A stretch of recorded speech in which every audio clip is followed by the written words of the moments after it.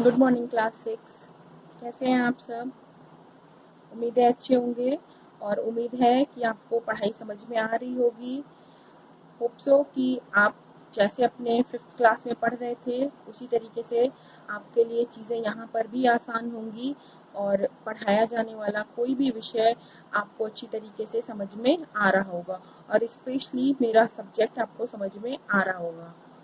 बच्चों, पिछले वीडियो में हमने सौरमंडल को आरंभ किया था। उसके बारे में हमने 2 वीडियो में थोड़ी थोड़ी जानकारियाँ प्राप्त की थी। सप्तऋषि मंडल तक हम आपको बता चुके थे, वहाँ तक हमने पढ़ लिया था। तो अब हम सप्तऋषि मंडल के आगे चलेंगे और सबसे पहले हम सौरमंडल से शुरू करेंगे कि सौरमंडल किस किस ग्रह से मिलकर के बना है और उसमें कौन कौन ग्रह हमारे शामिल हैं। तो आइए हम देखते हैं कि हमारे सौरमंडल में किन किन ग्रहों को सम्मिलित किया गया है।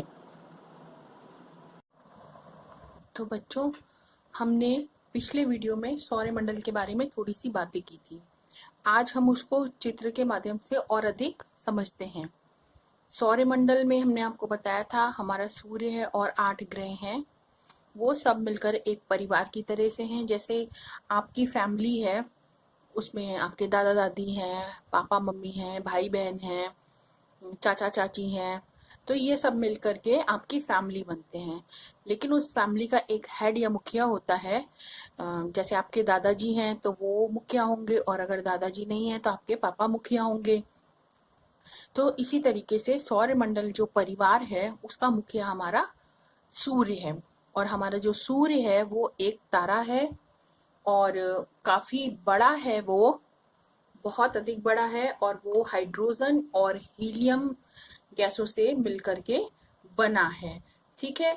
और सबसे बड़ी बात है, ये जो गैसें हैं वो सब गर्म हैं और हमारा सूर्य भी गर्म है। ठीक है। हमारा सूर्य जो है वो पूरे सौरमंडल को ऊष्मा और प्रकाश प्रदान करता है।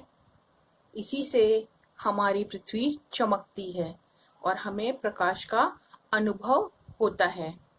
हमारा जो सूर्य है वो पृथ्वी से लगभग 15 किलोमीटर दूर स्थित है। ठीक है। तो हमने सबसे पहले सूर्य की बात की। हमारे सौर परिवार में कौन कौन है?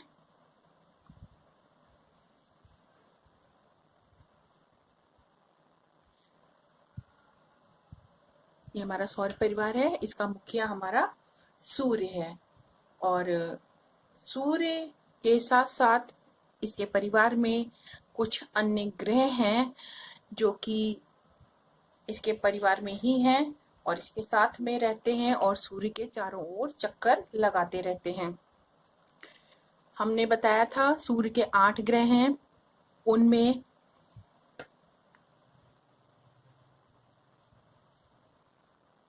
पहला ग्रह बुध है जो सूर्य के सर्वाधिक निकट है। सबसे पास में जो ग्रह है उसका नाम है बुध।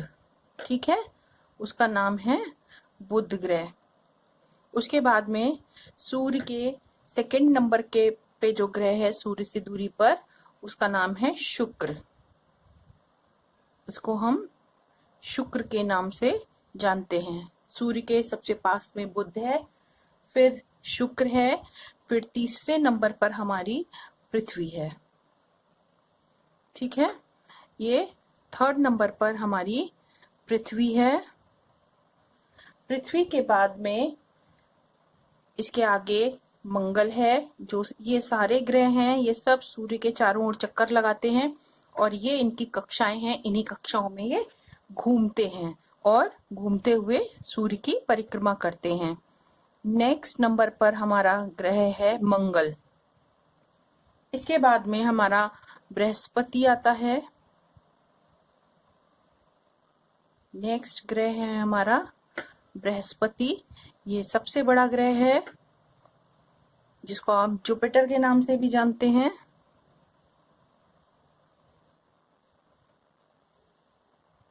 इस बृहस्पति के बाद में हमारा आता है शनि, जिसमें की एक रिंग है, वलयाकार रिंग। ये हमारा शनि है और इसके साथ में यहाँ पर एक रिंग है जो इसके चारों ओर दिखाई देती है इस तरीके से। ठीक है, ये ग्रह हमारा है शनि ग्रह। इसके बाद में हमारे पास अगले नंबर पर अरुण है, जिसको कि आप यूरेनस के नाम से भी जानते हैं, उसको आप अरुण ग्रह कहते हैं। ठीक है, आपकी बुक में यूरेनस नाम दिया है लेकिन इसका हिंदी में नाम अरुण भी होता है। नेक्स्ट नंबर पर हमारा है नेपच्यून, जिसको हम वरुण कहते हैं। ठीक है, ये है वरुण या नेपच्यून। ये हमारे 8 ग्रह हैं और ये हमारा सौर मंडल है। ठीक है, अब सौर परिवार या सौर मंडल के बाद में हम बात करेंगे ग्रहों की। ग्रह क्या हैं? ग्रह आकाशीय पिंड हैं जो कि अपने तारे यानी सूर्य के चारों ओर अपनी अपनी कक्षाओं में, ये इनकी कक्षाएं हैं, इनमें चक्कर लगाते रहते हैं और इनको जो सूर्य के चारों ओर चक्कर लगाते हैं इनको हम ग्रह कहते हैं।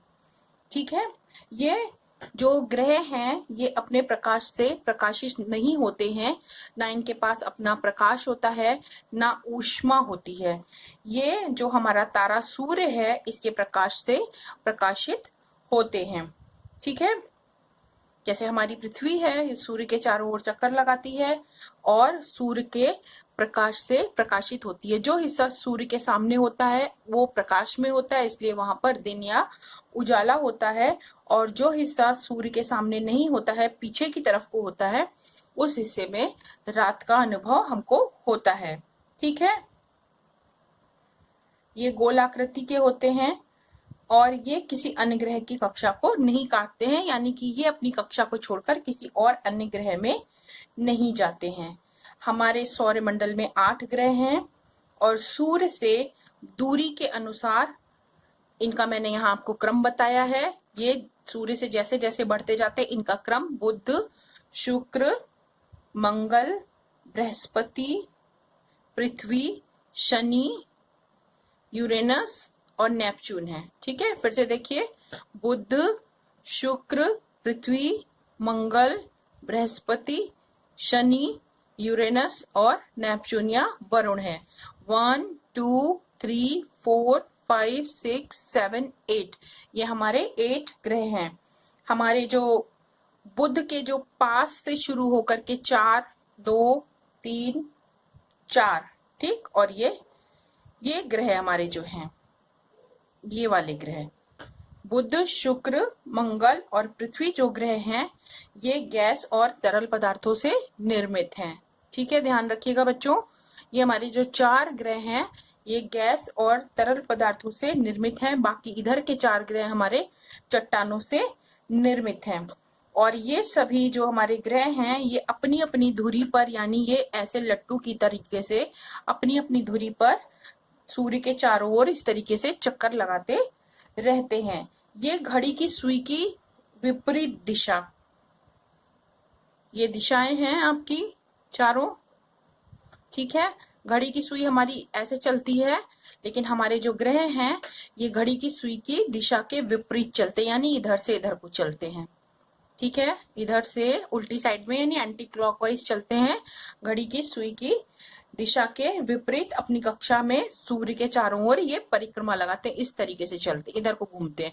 हमारी सुई, घड़ी की सुई ऐसे घूमती है, लेकिन हमारे जो ग्रह हैं वो इस तरीके से घूमते हैं। ठीक है, इतनी बात आपको समझ में आ गई।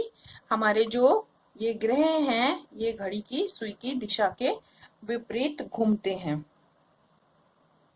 अब अगली बात, ग्रहों का अपनी धुरी पर घूमना।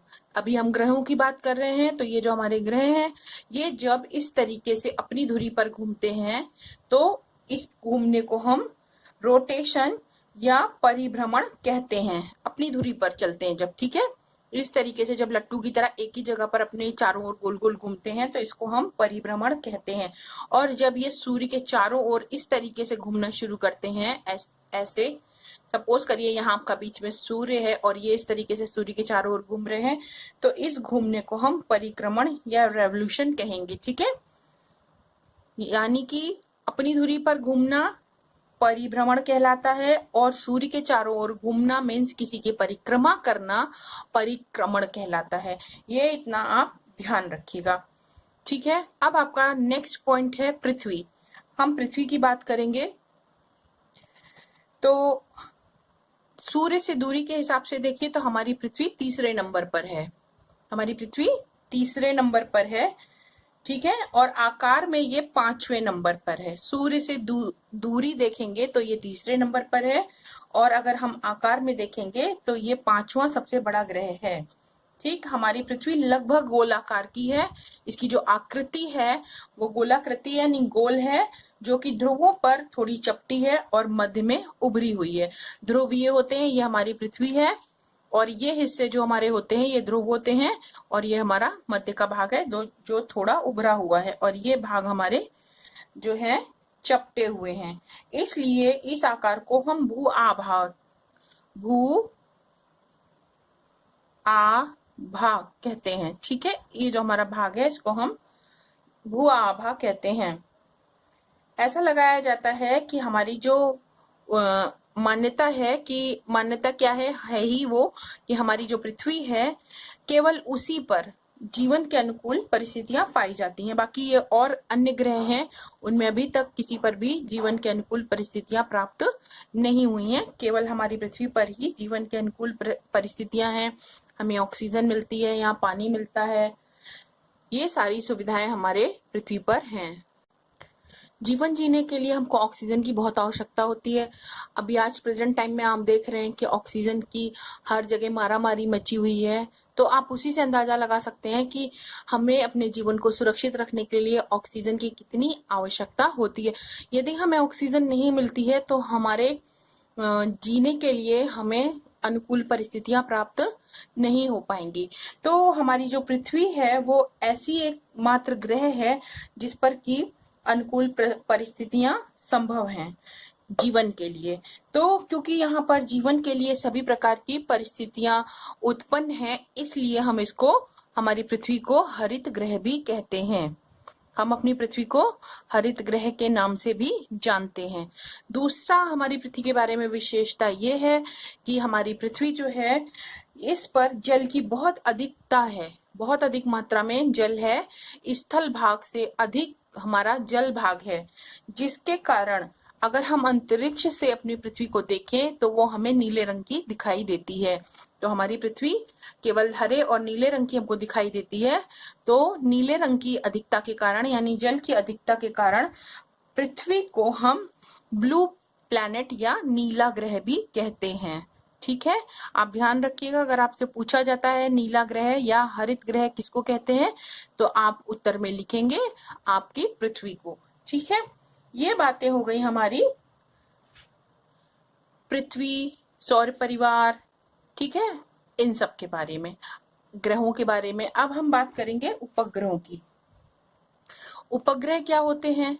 उपग्रह हमारे ये जो ग्रह हैं, जिस तरीके से हमारे ग्रह पृथ्वी सूर्य के चारों ओर चक्कर लगा रहे हैं, जिस तरीके से हमारे ग्रह, ये सारे ग्रह सूर्य के चारों ओर अपनी अपनी कक्षा में चक्कर लगा रहे हैं, उसी प्रकार से उपग्रह हमारे ग्रहों के चारों ओर चक्कर लगा रहे हैं। ठीक है, कोई सा भी उपग्रह है वो अपने ग्रह के साथ जो जुड़ा हुआ है अपने ग्रह के साथ उसके चारों ओर चक्कर लगाता है और साथ में ग्रह के चक्कर लगाते लगाते वो सूर्य के भी चारों ओर चक्कर लगा रहा है, क्योंकि ग्रह सूर्य के चारों ओर चक्कर लगा रहा है। ठीक है, ये ग्रह परिक्रमा करने के कारण उपग्रह कहलाते हैं। ठीक है, ये जो हमारे उपग्रह हैं ये अपने ग्रह की परिक्रमा करने के कारण उपग्रह कहलाते हैं। अब ये इतने ग्रहों में किसी के पास 0 उपग्रह है, किसी के पास 1 है, किसी के पास 12 है, किसी के पास और भी अधिक है। तो इन सब ग्रहों की जो उपग्रहों की संख्या है वो एक समान नहीं है। सभी ग्रहों के पास अपने अपने अलग अलग उपग्रह हैं और उनकी संख्या भी अलग अलग है। आपकी पृथ्वी के पास एकमात्र उपग्रह है जिसको कि आप चंद्रमा के नाम से जानते हैं। ठीक है, जैसे आपकी पृथ्वी के पास केवल एक उपग्रह है जिसको हम चंद्रमा कहते हैं, इसी तरीके से हमारा जो बुध और शुक्र है उनके पास एक भी उपग्रह नहीं है। हमारे बुध और शुक्र के पास एक भी उपग्रह नहीं है। हमारा जो मंगल ग्रह है उसके पास 2 उपग्रह हैं। हमारा जो बृहस्पति ग्रह है उसके पास 69 उपग्रह हैं। हमारा जो शनि ग्रह है उसके पास 62 उपग्रह हैं। इसी तरीके से हमारा यूरेनस 27 उपग्रह के साथ है और हमारा वरुण या नेपच्यून 14 उपग्रह वाला ग्रह है। ठीक है बच्चों, इस तरीके से पृथ्वी के पास एक और इनके पास एक भी नहीं और इन सब के पास अलग अलग अपने अपने उपग्रह हैं। हमारा जो बुध है वो भूरे रंग का होता है, शुक्र हमारा हल्का पीले रंग का होता है, पृथ्वी हरा और नीला रंग लिए हुए है, मैंने भी आपको बताया। हमारा जो मंगल ग्रह है वो लाल भूरा सा दिखाई देता है। बृहस्पति जो है हमें गुलाबी रंग का दिखाई देता है और जो हमारा शनि ग्रह है वो सुनहरा पीला सा दिखाई देता है। यूरेनस हमें आसमानी रंग का दिखता है और नेपच्यून हमें गहरे आसमानी रंग का दिखाई देता है। ये हो गई बात उपग्रहों की। अब हम बात करेंगे पृथ्वी के उपग्रह चंद्रमा की। तो हमारा जो चंद्रमा है वो पृथ्वी का एकमात्र उपग्रह है। केवल एक अकेला ऐसा उपग्रह है पृथ्वी का जिसको कि हम चंद्रमा के नाम से जानते हैं और इसका जो व्यास है वो पृथ्वी के व्यास का लगभग 1/4 है। यानी कि अगर हम पृथ्वी के 4 भाग कर दें तो उतना जितना व्यास होगा उसके बराबर हमारा चंद्रमा है। और हमारा जो चंद्रमा है वो पृथ्वी के सबसे अधिक निकट स्थित आकाशीय पिंड है, इसीलिए ये हमको बड़ा दिखाई देता है। और इसकी पृथ्वी से जो दूरी है वो लगभग 3,00,000 किलोमीटर है लगभग। ठीक है, और हमारा जो उपग्रह है वो सूर्य के प्रकाश से प्रकाशित होता है और जो चंद्रमा है उसके प्रकाश को हम और आप चांदनी कह करके बुलाते हैं। ठीक है, पृथ्वी के सर्वाधिक निकट होने के कारण यहाँ रात्रि के समय में आकाश में बड़ा और चमकीला और सुंदर दिखाई देता है। तो ये हमारा उपग्रह है, पृथ्वी का एकमात्र उपग्रह। ठीक है, अब इसके साथ ही आपको एक और बात बतानी मुझे, वो ये कि अभी मैंने आपको बताया कि हमारे जो उपग्रह हैं वो सारे के सारे एंटी क्लॉकवाइज घूमते हैं, लेकिन हमारा जो शुक्र और अरुण है वो क्लॉकवाइज घूमते हैं सूर्य के चारों ओर। ठीक है, ध्यान रखिएगा, केवल एक ये और एक ये 2 उपग्रह ऐसे हैं जो क्लॉकवाइज घूमते हैं सूर्य के चारों ओर, बाकी सारे एंटी क्लॉकवाइज घूमते हैं। अब हम क्षुद्र ग्रहों के बारे में बात करेंगे। क्षुद्र ग्रह जो है ये हमारे मंगल और बृहस्पति यानी इसके बीच में, ये मंगल और बृहस्पति जो हमारे ग्रह हैं इनके जो बीच में है कक्षा, इन दोनों की कक्षाओं के बीच में छोटे छोटे पिंडों के रूप में या टुकड़ों के रूप में प्राप्त होते हैं। तो मंगल और बृहस्पति के बीच में इन कक्षाओं में जो जगह है उनमें ये छोटे छोटे पिंड हमको मिलते हैं।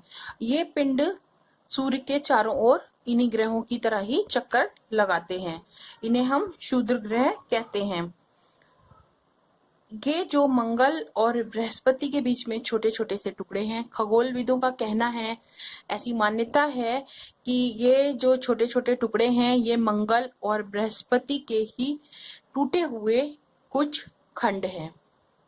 एक मान्यता तो ऐसी है कि इन्हीं में से कुछ टुकड़े टूट गए होंगे और वही इनके बीच में आकर के तैरने लगे और सूर्य के चारों ओर चक्कर लगाने लगे। इसी तरीके से एक और मान्यता है, उसमें कुछ खगोलविदों का कहना है कि इन दोनों के बीच में भी कभी कोई एक ग्रह रहा होगा जो कि किसी वजह से वो टूट गया छोटे छोटे टुकड़ों में, और वही छोटे छोटे टुकड़े अब यहाँ पर हमको क्षुद्र ग्रहों के रूप में दिखाई देते हैं। तो इन छोटे छोटे टुकड़ों को हम क्षुद्र ग्रह कहते हैं। इसके बाद में आपका उल्का पिंड आता है। अब उल्का पिंड क्या होते हैं?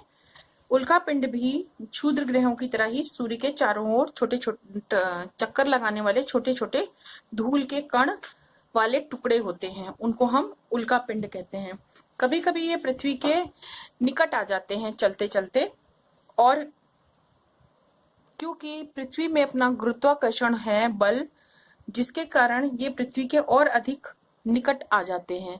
जब ये बहुत अधिक निकट आ जाते हैं तो वो पृथ्वी से घर्षण के कारण रगड़ खा करके जलने लगते हैं, और जलने के कारण अगर वो छोटे टुकड़ों में होते हैं तो वो वहीं पर जलकर समाप्त हो जाते हैं, और अगर बड़े होते हैं तो वो प्रकाश के साथ जलने लगते हैं और जल करके पृथ्वी पर गिर जाते हैं। जब ये रगड़ खाकर घर्षण के कारण जलते हैं तो जलने से एक प्रकाश उत्पन्न होता है। उस प्रकाश को ही हम टूटता हुआ तारा कहते हैं। तो हमारे जो उल्का पिंड हैं उन्हीं को हम टूटता हुआ तारा कहते हैं, जिसको कि हम कहते हैं कि वो देखो जा रहा है टूटता हुआ तारा। ठीक है, उसको देख करके हम अपनी कोई विश मांगते हैं, और ऐसी मान्यता है कि कहा जाता है कि अगर उसको देख के कोई विश मांगो तो वो पूरी हो जाती है। लेकिन ये कितना सही है ये मालूम नहीं। तो हमारे जो उल्का पिंड है वही हमारे टूटते हुए तारे हैं। आज के लिए बच्चों हम लोग इतना ही पढ़ेंगे। आपको ये समझ में आ गया होगा। वीडियो को 1-2 बार देखिएगा, अच्छी तरीके से समझ में आ जाएगा। इसके आगे का हम नेक्स्ट टाइम करेंगे। Thank you.